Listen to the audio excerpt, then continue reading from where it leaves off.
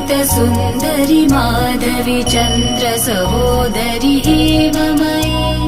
मुनिगणमण्डित मोक्षप्रदायनि मञ्जुलभाषिणि वेदनुते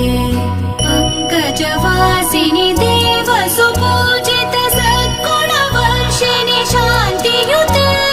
जय जय हे मधुसूदन कामिनि आदिलक्ष्मि जय पालय माम् जय जय हे मधुसूदन कामिनि आदिलक्ष्मि जय पालय माम्